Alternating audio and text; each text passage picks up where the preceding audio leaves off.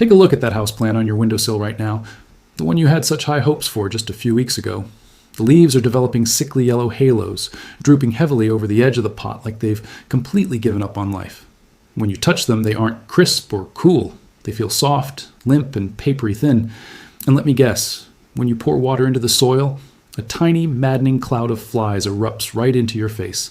You're probably about to rush out to the nearest garden center. You're going to grab one of those brightly labeled heavy plastic bottles, making bold promises of miracle growth and instant botanical revival. Stop right there. Pouring that concentrated chemical mix into your pot might be the exact thing that finishes your struggling plant off for good. And before you click away, I need you to hear this. Because what I'm about to show you is a biological rescue technique that master growers and seasoned nurseries have quietly used for decades to pull plants back from the brink of absolute death. And the tool they use? It costs exactly $1. It's sitting in your kitchen pantry right now. By the end of this video, you're going to wonder why plant shops don't just hand this out at the register.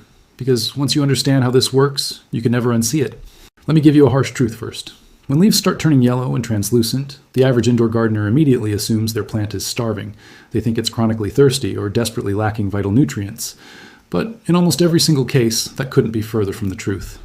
What you are actually looking at is the outward symptom of an aggressive, hidden killer.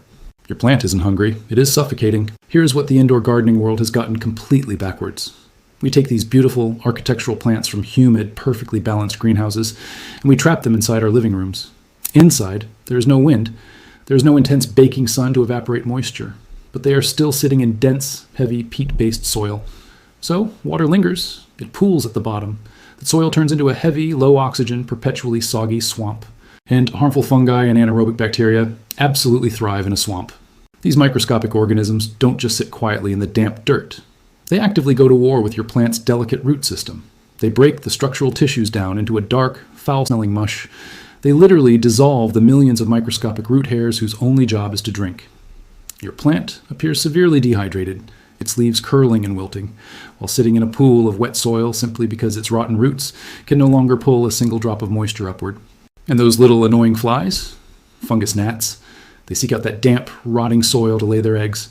Their tiny, translucent larvae hatch and actively chew on whatever healthy roots your plant has left. It is a total ecosystem collapse. So when you panic and pour harsh, salty chemical fertilizers into that pot, you are making a fatal mistake. Feeding a deeply sick plant is exactly like trying to force a rich, heavy steak dinner down the throat of someone battling a severe stomach virus. It doesn't provide strength. It utterly overwhelms an already failing system. The fertilizer chemically burns whatever fragile root tissue remains, and ironically, just ends up feeding the very fungus that is killing your plant. What your plant needs isn't food. It needs an immediate, targeted intervention. Quick note for anyone not yet subscribed. My analytics show roughly 3 out of 4 people watching right now are not subscribed to the channel. If this kind of practical, biology-based content is cutting through the noise for you, hit subscribe right now. It helps the algorithm push this to more people who are tired of accidentally killing their plants, and it costs you absolutely nothing. Okay, back to the secret. Go into your kitchen and grab your cinnamon. Yes, ordinary, everyday cinnamon. The exact same warm, fragrant spice you dust over your morning coffee. This is not some viral internet hack invented on TikTok last week. This is biology. Cinnamon contains a naturally occurring, deeply potent compound called cinnamaldehyde. This compound possesses remarkably strong antifungal properties. At a molecular level, it acts as a massive disruptor. When applied, it physically destroys the cellular walls of aggressive fungi, instantly halting their ability to spread. But it does something else too. Cinnamon acts as a gentle, natural rooting agent. It mimics vital plant hormones, tricking the plant's traumatized system into pushing out fresh, thick, bright white roots, exactly where the old, decaying ones failed. It suppresses the rot and stimulates the cure at the exact same time. If you want proof that this actually works, try a small experiment this week. Take 2 identical stem cuttings from a houseplant. Leave the stem of one cutting completely bare and thoroughly dip the freshly cut weeping end of the other directly into a small pile of cinnamon powder before planting them both. Within a few weeks, you will see the cinnamon-treated cutting aggressively resist base rot and develop a massive network of healthy roots significantly faster. It's a quiet, undeniable demonstration of just how powerful this spice truly is.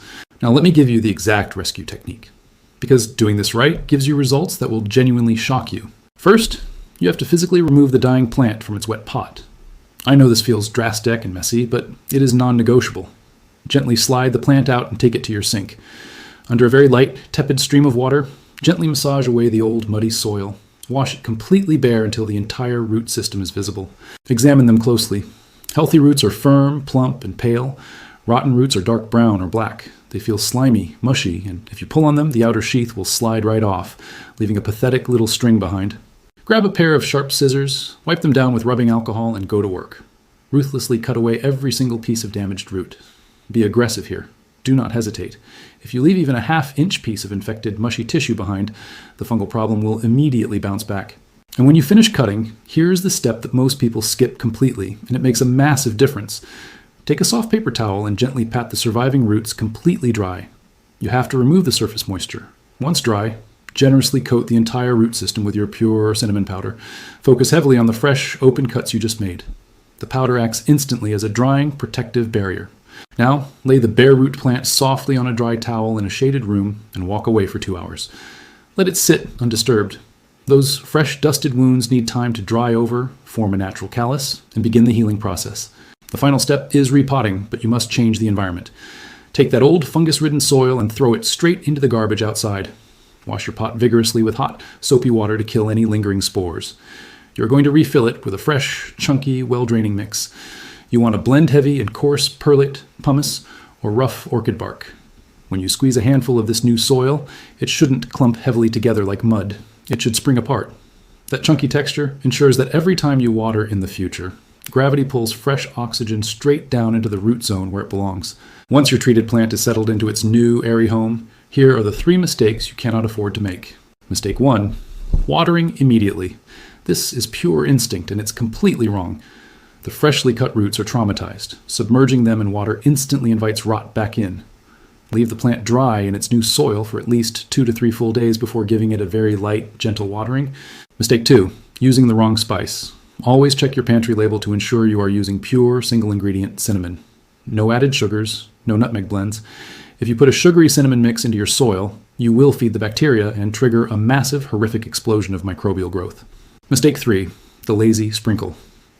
People hear that cinnamon cures plants, so they just blindly dump a layer of it over the top of their existing wet, muddy soil and hope for the best. That does absolutely nothing. Cinnamon is a targeted medicine. It is only effective when applied directly to the root wounds or used to coat vulnerable tissues. Let me bring this full circle. The real secret to keeping indoor plants alive isn't a shelf full of expensive chemical sprays or perfectly timed fertilizer schedules. It's a philosophy called biological balance. Think of your plant's health like a bank account. Throwing harsh fertilizers into a rotting pot is like trying to pay off debt with a stolen credit card. It just makes the crash worse. Cinnamon, chunky soil, and proper airflow, that is balancing the ledger. You are correcting the microenvironment before the rot can accumulate. When you finally learn to align your care routine with a plant's actual biology, everything changes. You stop forcing growth, and you start facilitating it. And suddenly you find you need far fewer expensive products and almost no frantic rescue missions. Your plants will stop just surviving on your windowsill, and they will begin to genuinely thrive.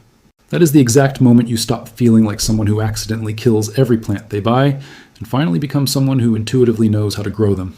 Before you go, drop a comment below and tell me, what is the one plant in your house that you've been struggling with the most?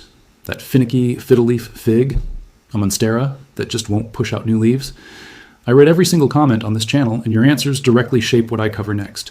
And if this changed how you think about your indoor jungle, hit subscribe, because the next video is going to tackle a massive lie the houseplant industry has been selling you for years, and you're not going to want to miss it. I'll see you there.